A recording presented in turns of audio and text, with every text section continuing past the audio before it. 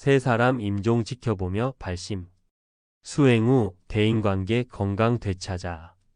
주력 수행은 단 하루도 빼놓을 수 없는 중요한 일과가 되어 내 삶에 희망과 여유를 안겨주는 활력소가 되었다. 주력 수행을 하면서 작은 일에도 신경질적이던 이전의 모습은 점차 사라지고 주위 사람들과 편안한 관계를 유지할 수 있게 된 것은 물론 몸의 병이 사라지고 늘 마음이 가벼워졌다. 그러면서 때론 주력 예찰론자가 되어 주변 사람들에게 그 장점을 권하기도 한다. 이렇게 주력 수행에 푹 빠진 데에는 한 해의 곁을 떠나간 세 사람의 임종을 지켜본 일이 계기로 작용했다. 한 사람은 명문학교를 나와 사업을 하던 사업가였고 또 한 사람은 전형적인 한국의 여인상을 간직한 노모였으며 또 다른 한 사람은 동진 출가에 한 세기를 넘게 살다 가신 노스님이었다. 사업가였던 그분은 회사 부도 후 불교에 입문해 불교를 배우면서 남보다 빠르게 불교를 알아갔다. 그러나 새 사업이 번창하면서 절에 다니는 게 뜸해지더니 병에 걸려 보통의 사람들처럼 병원에서 생을 마감했다. 그로부터 얼마 지나지 않아 시골에 계시던 친정어머니가 상경했는데 오빠 집에 들러 집안을 둘러보시고는 우리 집으로 행하셨다.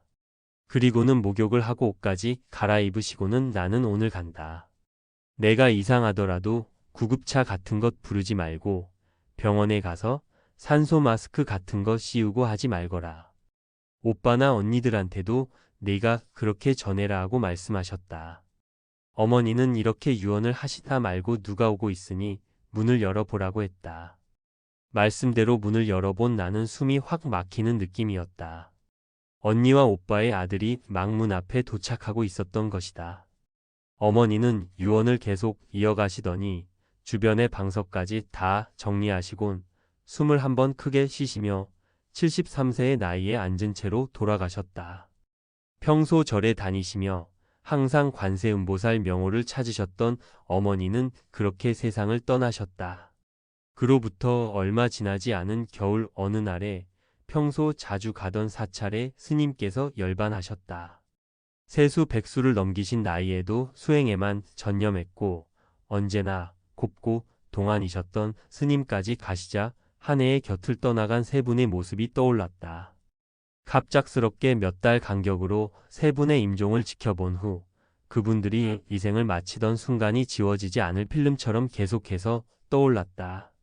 그리곤 왜 세 분이 각자 저렇게 다른 모습으로 이승에서의 연을 마감했을까 하는 의문이 들었고 자연스럽게 그분들의 삶을 되짚어 가며 과거의 기억을 떠올리게 되었다.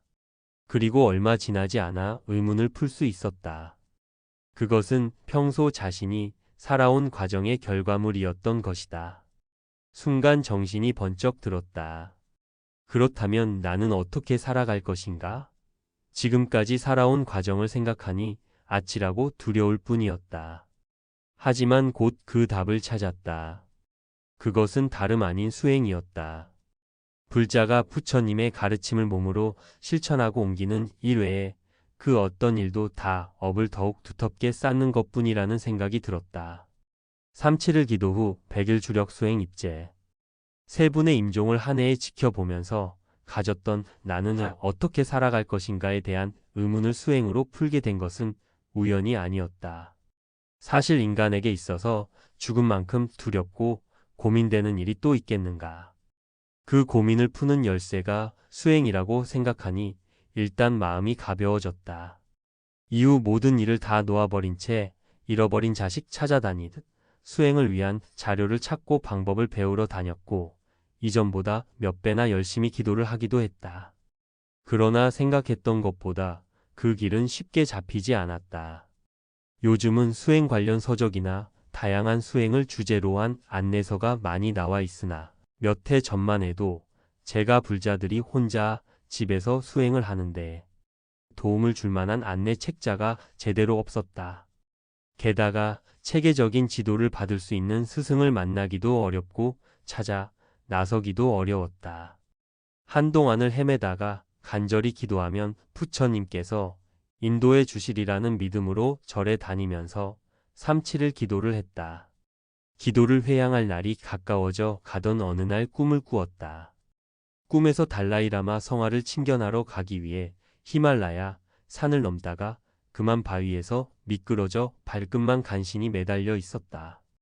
이대로 꼼짝없이 죽겠구나 하고 생각하는 순간 관세음보살님이 나타나시더니 환하게 미소를 지으시며 옥 사발에 물을 한 사발 주시었다. 그 물은 아직까지 맛보지 못한 것으로 꿀보다 더 달콤하고 맛있었다. 감로수의 맛이 그러한 것일까?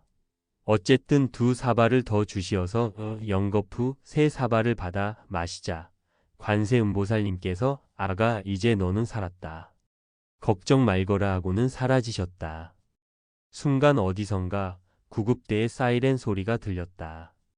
이런 깊은 산 속에도 구급대가 있구나고 위를 보니 헬멧 쓴 구급대원들이 사다리와 밧줄을 연결해가며 나를 구하러 왔다. 나는 구급대원들이 빨리 가라며 준 자전거를 타고 무사히 산을 넘어 다람살라를 갈 수 있었다. 이후 100일간 주력 수행을 하게 되었다. 처음 입제하고 며칠간은 입술이 부르트고 이가 시리기도 하다가 몸살이 나기도 했다. 하지만 주력 수행을 멈출 수가 없었다.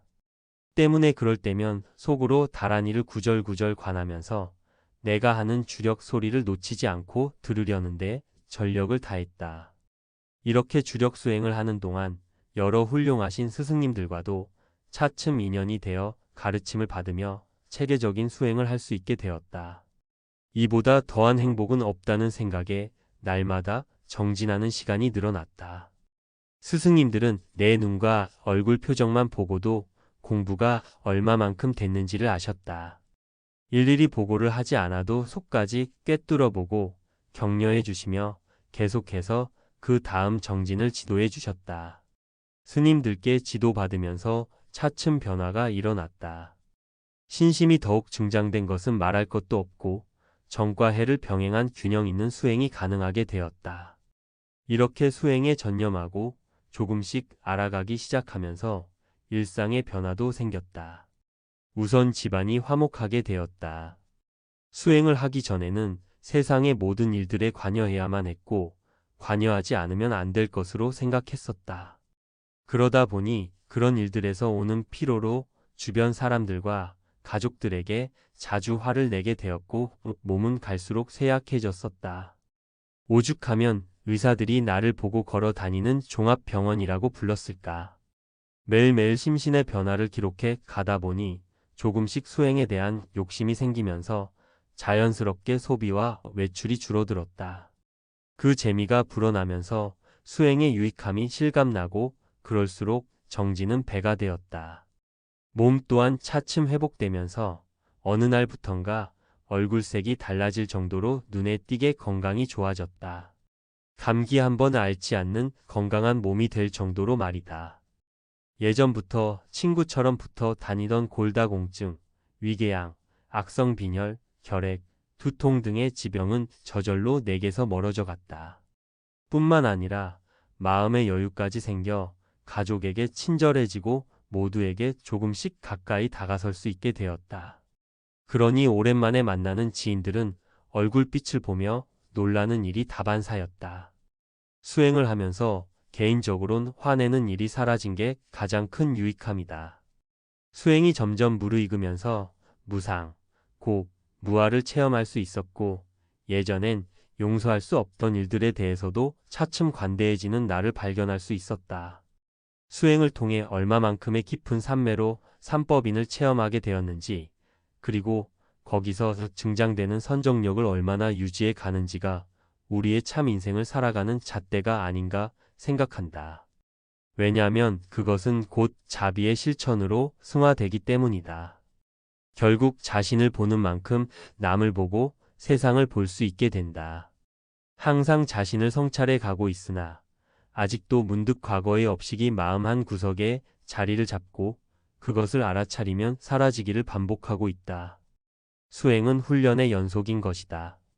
어떤 대상이라도 분별식과 반연에 따르지 않게 될 때까지 계속 정진을 멈추지 않아야 한다는 생각에 지금도 정진 중이다. 연잎에 어떤 물방울이 떨어져도 스며들지 않듯이